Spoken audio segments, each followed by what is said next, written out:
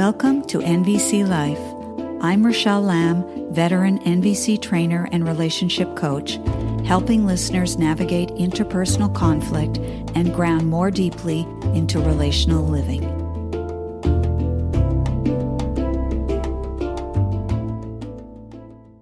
Greetings, fellow humans. Today, I'd like to explore autonomy. Autonomy is recognized as a pretty important need. Certainly, if you have a small child, one of their first words is no. And so the ability to defend one's own autonomy is pretty significant. There's a book I'd like to read from, and it's titled The Continuum Concept, Allowing Human Nature to Work Successfully, written by Jean Liedloff. The copy that I have was published in 1985. It's probably one of the more important books that I've ever read, and I came across it just prior to having my first child, which was in 1987, and it really woke me up, alerted me to very different ways of child rearing in different parts of the world. So this particular book looks at the Yaqwani Indian tribe in the Amazon rainforest. Okay, so I'm just going to read you a little excerpt here. Perhaps as essential as the assumption of innate sociability in children and adults is a respect for each individual as his own proprietor. The notion of ownership of other persons is absent among the Yaqwana. The idea that this is my child or your child does not exist. Deciding what another person should do, no matter what age, is outside the Yaqwana vocabulary of behaviors. There is great interest in what everyone does, but no impulse to influence, let alone coerce, anyone. A child's will is his motive force. There is no slavery, for how else can one describe imposing one's will on another and coercion by threat or punishment? The Yaqwana do not feel that a child's inferior physical strength and dependence upon them imply that they should treat him or her with less respect than an adult. No orders are given a child that run counter to his own inclinations as to how to play, how much to eat, when to sleep, and so on. But where his help is required, he is expected to comply instantly. Commands like, bring some water, chop some wood, hand me that, or give the baby a banana, are given with the same assumption of innate sociability, in the firm knowledge that a child wants to be of service and to join in the work of his people. No one watches to see whether the child obeys. There is no doubt of his will to cooperate. As the social animal he is, he does as he is expected without hesitation and to the very best of his ability.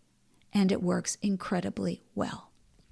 So that's very rich, in my opinion, because what was just described here is so far removed from at least my own experiences and what I witness and hear from other people in terms of child rearing, and also in terms of what their own experiences were growing up. I think it's pretty safe to say that most people felt they were coerced into doing most things. There's not been the idea that what you were choosing to do would make no sense or would not be acceptable in any way. And yet this piece here where the writer says, but where his help is required, he is expected to comply instantly. And so one would think, well, doesn't this violate the need for autonomy or the idea that there is no coercion? I don't believe it does, because what we're hearing here is that there's a level of coherence within the society itself, a high level of relevance. And so everything makes sense. There's a tradition, and you are born into this. Your choices are already viewed as being acceptable. and worthy of respect. But not only that, your sociability is also expected, that there is something already in you that knows how to be in the world. Now, I do believe that the only way for that to be possible is for you to be born into a world, unto a people, into a place where things are sane and sound and make sense, where there is a regard for the place, where the natural order has not been disrupted or severed. Now, we don't live in that world because the natural order is ongoingly severed.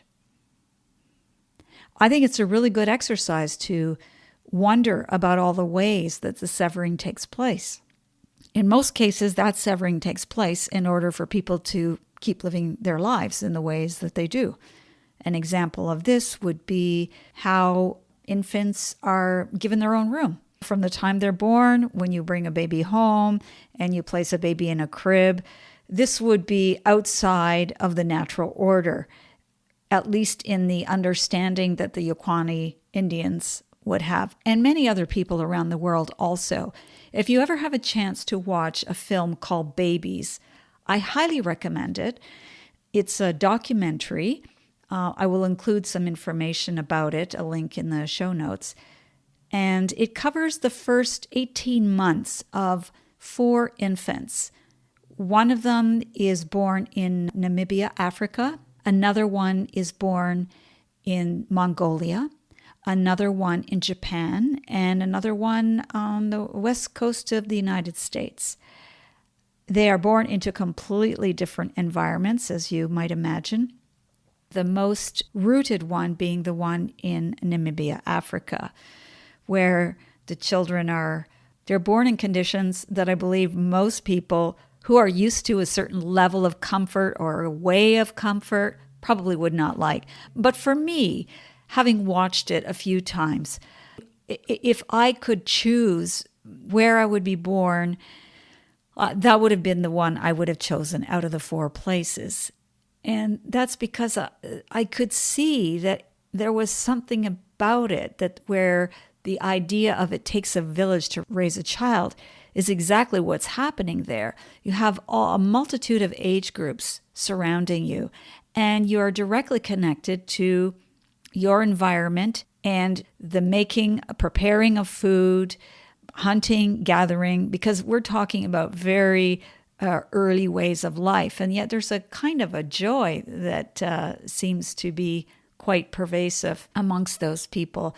I think many listeners will remember, depending on your age, but if you're in the 50s and 60s, you will probably remember the film The Gods Must Be Crazy.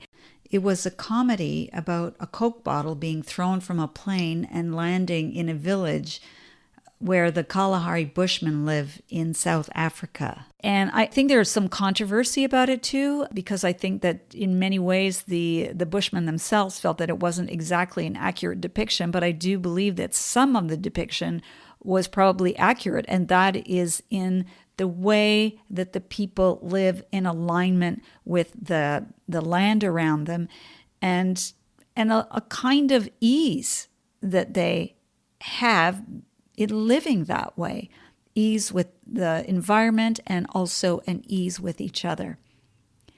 So to take this back to Gene Liedloff's Continuum Concept, I'm struck at how very far removed we are from the natural order, in the sense of being able to recognize when the disruptions are happening or knowing how to make the repair, if that is at all possible.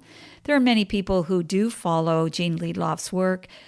You can look it up, thecontinuumconcept.org, and there was a way of living and raising one's children that included things like the family bed, which is often frowned upon. How do you know you're not going to kill your child by rolling over and things like that? But it's really important to remember that human beings have been on the planet for tens of thousands of years, and we've gotten this far, and that the technology that we have and the ways that we live are very new, very, very new.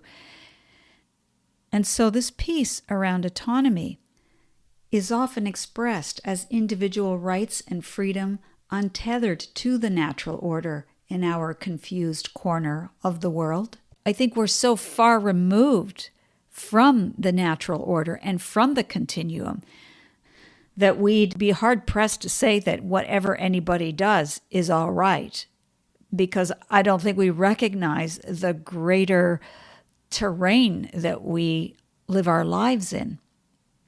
I just wanted to bring this forward as something to think about when we are talking about the need for autonomy and also the need to belong. Now, what does it mean to belong? Is it strictly the fact that we have certain feelings about where we are and who we are with and our need for acceptance being met? Or is there not something that we are bound to by virtue of being born as humans to a particular time and place? And that there are expectations that a standard of sociability be upheld? That even though sociability is present within us, it remains our work to uphold it. And it's even harder to uphold it when we've lost touch with it.